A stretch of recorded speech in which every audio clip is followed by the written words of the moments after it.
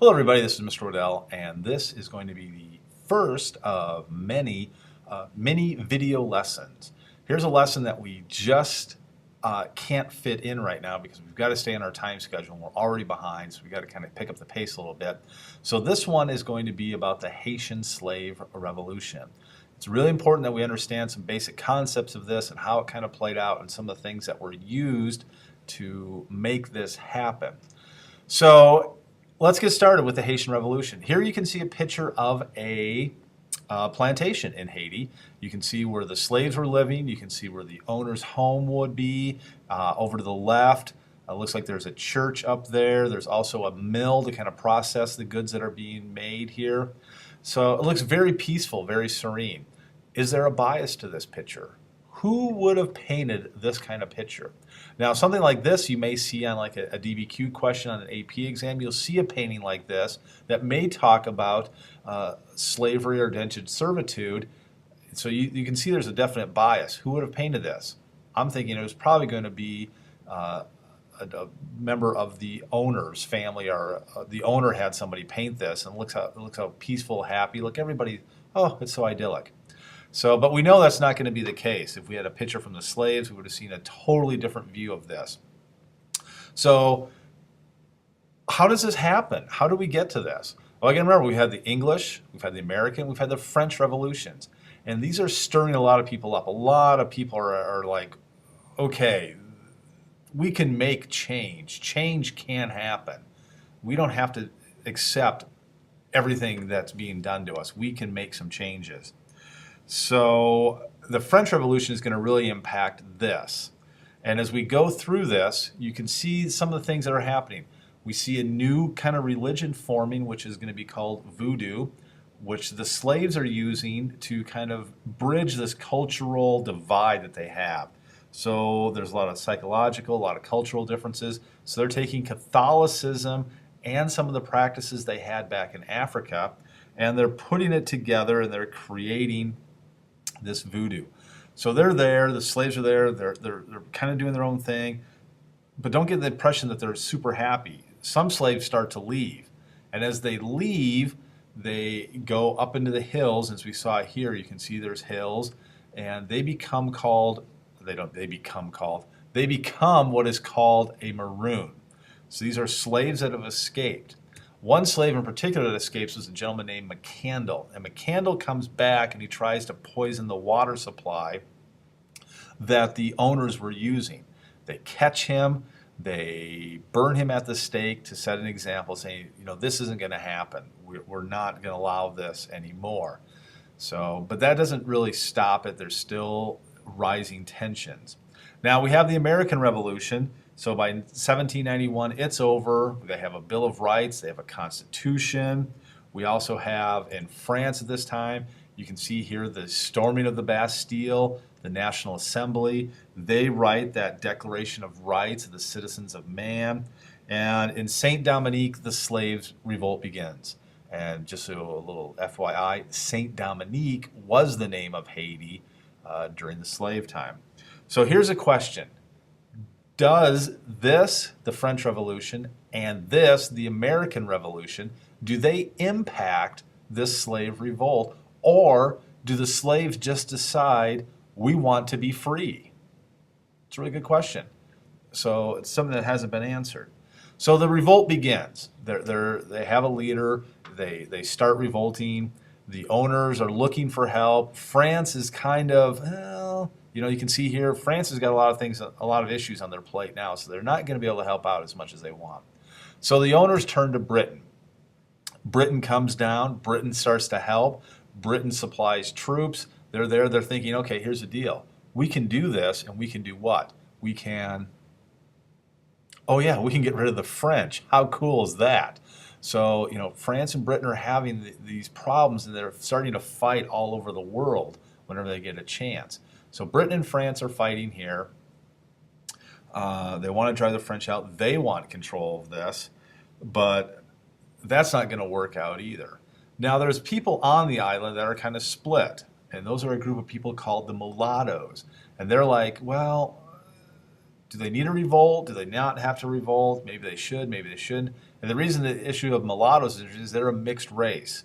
And some of them were slave owners, some were not. So things are going on. There is a leader to the slave revolt, and his name is Toussaint Louverture. Now, he's there. He's a freed black man. He is leading the revolt. First, he aligns himself with the Spanish. Now, the Spanish are involved. Remember, they're throughout Latin America and that. So now you've got Spain, Britain, and France all worried about this one spot. And once the French Revolution is over, the French abolish slavery. So he switches. He's like, okay, the French are not going to allow slavery. I'm going to align myself with him. So by about 1800, Toussaint is effectively the leader of Saint Dominique. But there is a setback.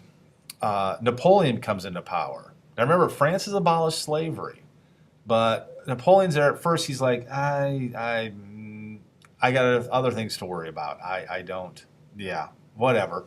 I'm busy posing for really nice paintings and trying to conquer all of Europe. But after a while, he switches his mind and he sends 20,000 more troops to end this slave revolt. And as this is going on, one of his representatives, Napoleon's, tricks Toussaint into suspending the revolution, the revolt, coming back to France, and they'll be able to discuss what's going on. So he's like, hey, if you come back to France, if you stop what you're doing, come back to France, we can get this all worked out. Unfortunately, Toussaint falls for this ploy. He goes back to France, they imprison him, and he ends up dying a year later. So that's Napoleon for you. Now, Napoleon's got these troops there. The leader of the slave revolt has now died. We've seen this in the past. When the leader dies, the movement just kind of ends.